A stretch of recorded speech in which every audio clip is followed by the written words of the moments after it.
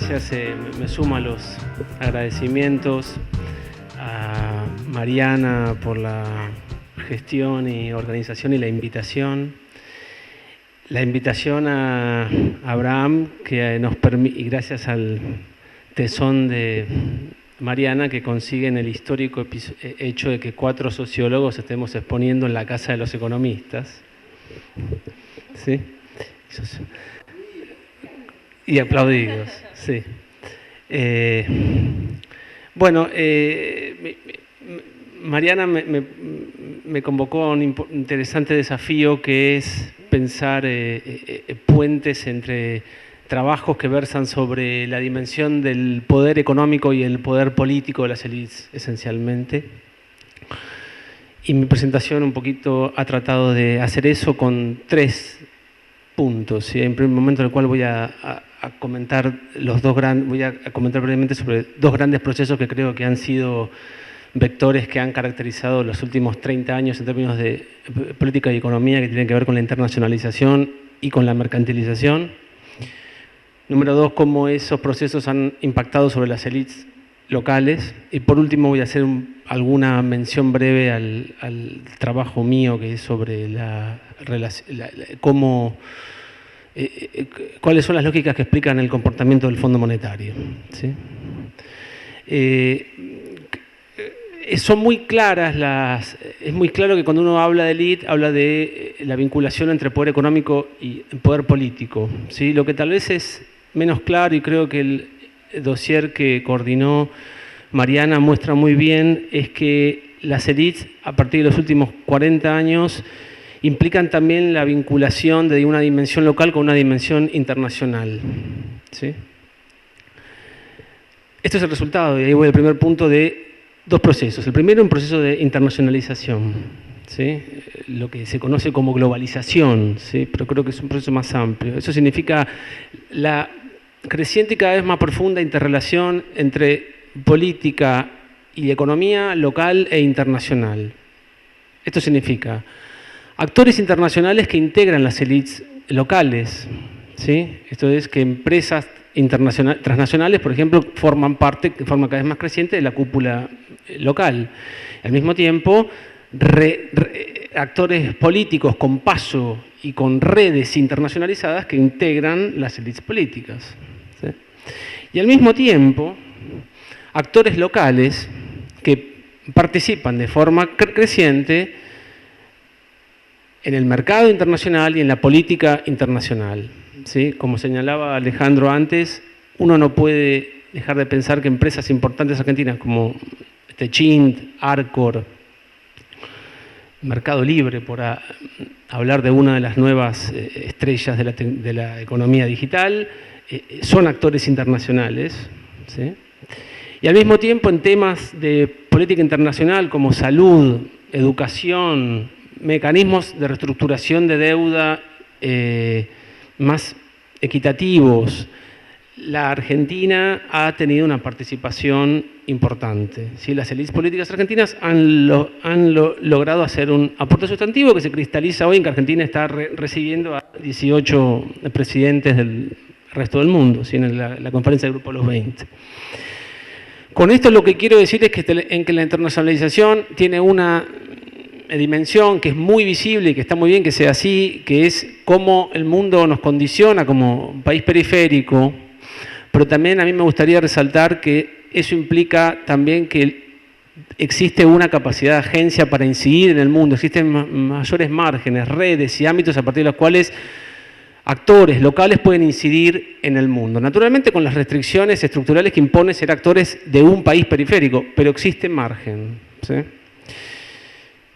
Digo esto porque yo me formé en la licenciatura en Sociología de la Universidad de Buenos Aires, donde el mundo es sinónimo de dominación, por ende sinónimo de determinación estructural y de aplastamiento de la agencia. Y a mí me enseñaron que la acción es agencia y estructura, ¿sí? Por lo tanto, hay condicionamientos estructurales, pero hay margen para la agencia, ¿sí? Hay margen para la acción. Entonces, por un lado, proceso de internacionalización. Número 2, proceso de mercantilización.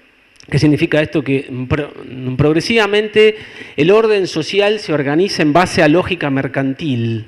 consenso de Washington acaso es un momento y caso paradigmático de esto. ¿Sí? La organización social creciente en base a lógicas mercantiles de eficiencia, ¿sí?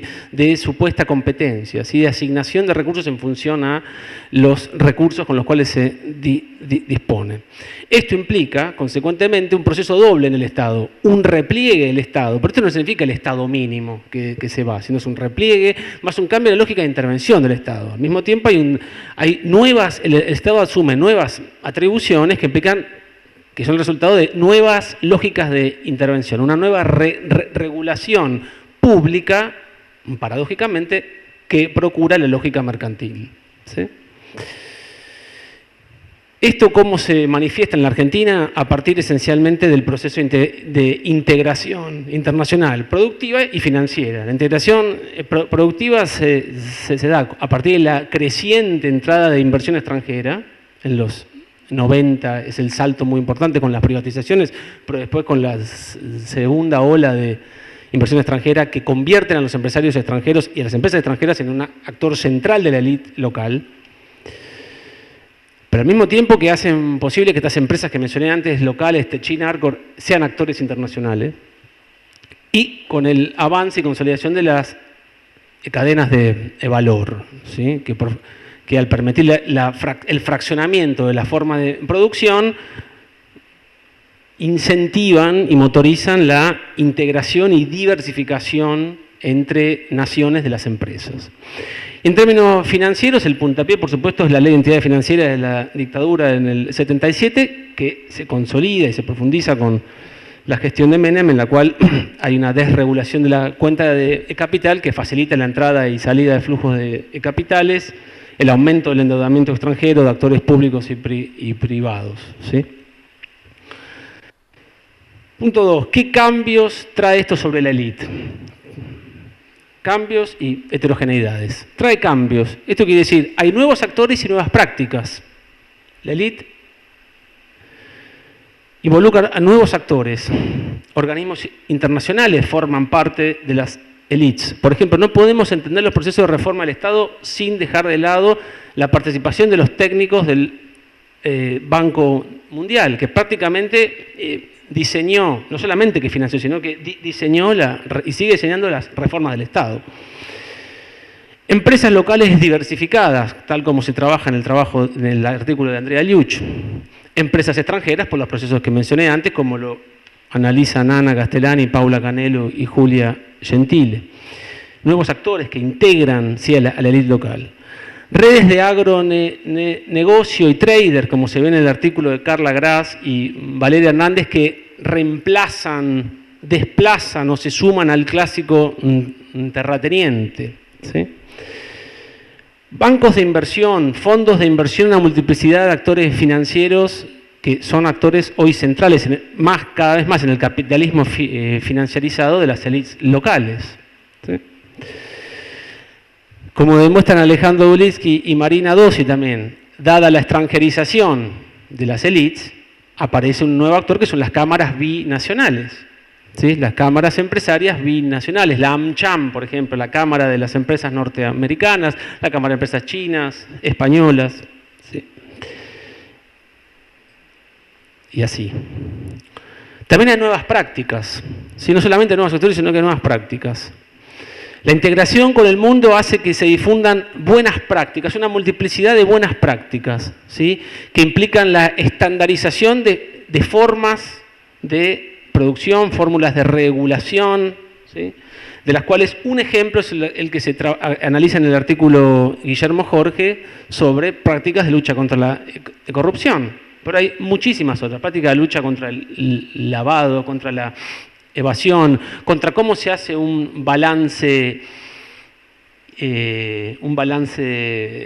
contable. Por ejemplo, recientemente muchas empresas que cotizan en Argentina y que tienen, participación en Argentina y que cotizan en bolsas de afuera y tienen sus balances hechos en base a normas internacionales, han tenido que tomar una lógica que es la lógica de hiperinflación. ¿Por qué? Porque las normas internacionales consideran que más de 100% de inflación en un año implica hiperinflación. No es la definición conceptual de hiperinflación, que como sabemos es 50% de inflación en un mes, pero para la contabilidad, para las normas contables, hay hiperinflación. Entonces, muchas empresas han adaptado su lógica de funcionamiento a una lógica hiperinflacionaria.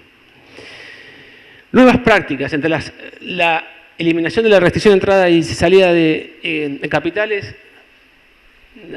habilitó, como analizó Alejandro Gallero, la fuga y todos los procesos de fuga de capitales y triangulación comercial, ¿sí? Evasión impositiva, mucho más facilitada por estos mecanismos que facilitan la circulación de capital. Como bajó el ruido. Nuevas prácticas como los créditos externos, el endeudamiento externo, que hasta el 76 estaba limitado simplemente a la toma de crédito puntual para transacciones comerciales, ahora se ha extendido. Las empresas grandes se financian en los mercados internacionales de capital, el Estado, las provincias en los últimos años, un festival de deuda externa, en base a nuevos instrumentos. Los endeudamientos ya no se hace más en la forma de crédito, se hace en la forma de títulos públicos que cotizan en bolsas, en mercados secundarios y convocan a otros actores como bancos de inversión que contribuyen y hacen posible las emisiones, los fondos que los compran, y uno que está muy presente, que son las calificadoras que le ponen precio a esos papeles a diario, y uno de esos precios tan conocido que es el riesgo país, que condiciona nuevas prácticas, ¿sí? Tecnologías importadas, ¿sí?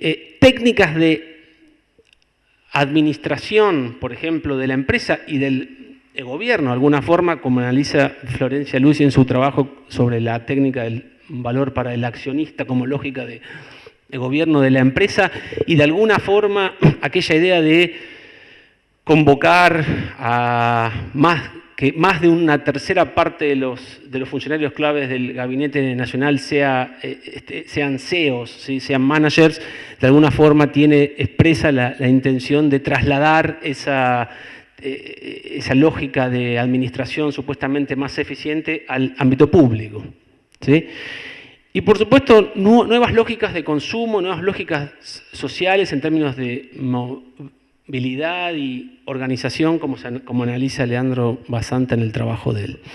Esto quiere decir, entonces, que todos estos cambios en la élite hacen que no solamente la élite se cambie, sino que se vuelve más heterogénea, ¿sí? Que hay más complejidad, y esta complejidad hace que la élite sea más complicado pensar en una élite estática. El concepto de élite, desde el punto de vista, se vuelve más dinámico, y hay que pensar en élites contingentes en función de cuáles son los problemas que se están discutiendo. Quiero decir, Argentina, negociando con los fondos buitres en el 2003, eso tuvo un apoyo de las élites locales, y cuando vemos la composición que apoyaron y al mismo tiempo Argentina 2016 aceptando el fallo de Griesa y resolviendo el conflicto con los fondos buitre, esos dos momentos tuvieron el apoyo de las élites. Yo veo la foto y tuvo el apoyo de las élites locales. Ahora, cuando yo veo la composición de los apoyos, son sustantivamente diferentes, ¿sí? Y en algunos casos no. Por lo tanto, también tengo que ver cómo cambian la composición de las élites que se manifiestan en cada uno de los momentos, y al mismo tiempo la lógica que lleva a que el que el mismo actor apoye políticas prácticamente opuestas. Último punto y breve, y es cómo se manifiesta esto un poquito en relación al trabajo mío que tiene que ver con quién gobierna el Fondo Monetario, ¿sí? Y uno de los vectores que ordena el trabajo tiene que ver con pensar que en la relación de los países con el Fondo Monetario también se pone manifiesto la relación entre lo local y lo internacional. ¿En qué sentido? Cuando pensamos cuáles son los factores que condicionan el comportamiento del Fondo Monetario, un primer grupo de autores va a decir, bueno, naturalmente responde a los intereses de las potencias internacionales, desde ya, Estados Unidos, el grupo de los 7, China, tienen capacidad y condicionamiento del fondo, ¿sí? Desde ya que tienen capacidad de condicionamiento, pero no es simplemente el brazo financiero de los países centrales, porque en todo caso es el brazo financiero ¿de quién? De los Estados Unidos, expresa el interés de los Estados Unidos, entonces uno dice, ¿qué sería el interés de Estados Unidos? ¿Es el interés financiero del Tesoro? ¿Es el interés del Departamento de Estado de los Estados Unidos? ¿Es el Congreso de los Estados Unidos? Es decir, ¿qué es el interés de los Estados Unidos? Bueno, es el interés de uno puede complejizar y decir, bueno, en realidad es el interés del G7, de las potencias centrales, lo cual en algún punto intuitivamente uno puede decir, sí, efectivamente hay acuerdo en estas economías centrales en temas, en algunos temas, pero en otros también me suma complejidad, porque si no logro ponerme de acuerdo sobre qué es el interés de los Estados Unidos, menos voy a ponerme de acuerdo sobre qué es el interés de las potencias centrales, aparte de mantener cierto statu quo general en el capitalismo, ¿sí? Hay otro grupo de autores que va a señalar, bueno, hay un interés que es el interés de la burocracia del propio Fondo Monetario por reproducir sus condiciones de empleo, sus buenos salarios, ¿sí? Sus condiciones de trabajo privilegiadas. Eso, y además administrar cada vez más recursos. Eso es cierto. Parte de por qué el Fondo Monetario le ha otorgado un crédito tan alto a la Argentina y tan rápido tiene que ver con que dentro de un año tiene que negociar, actualizar sus cuotas, que es su fondo de recursos, un fondo que estaba siendo usado poquito. Entonces la forma de justificar más financiamiento es usarlo, ¿sí? Por eso es que el fondo prestó rápido y mucho, ¿sí? Pero por último, aparte de la presión de las potencias centrales y aparte de los intereses de la propia burocracia, tengo que pensar que el fondo no es el mismo en todos los casos que interviene, que como dijo un profesor de aquí, que integraba el Plan Fénix, Aldo Ferrer, cada país de alguna forma construye un vínculo con el Fondo Monetario acorde a la lógica que plantea. Él lo simplificó diciendo que cada país tiene el Fondo Monetario que se merece.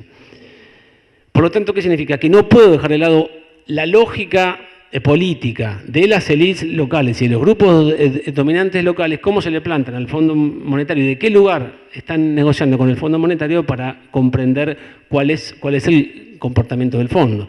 Y parte entonces de la aplicación de este crédito grande y tan rápido y esas condiciones inicialmente concesivas por parte del fondo hacia la Argentina ahora tienen que ver con el interés no solamente del gobierno de Trump y de las potencias en mantener a un gobierno pro mercado, sino el interés del Fondo Monetario por mantener la estabilidad macro de uno de los pocos gobiernos pro mercado en el marco de crecientes inestabilidades políticas en la región. De alguna forma, mantener a Macri es mantener a la referencia de un gobierno que sigue las lógicas de los organismos internacionales, un buen socio, un socio cercano en la región y que aparte es una especie de freno a lo que se suele llamar el populismo, ¿sí?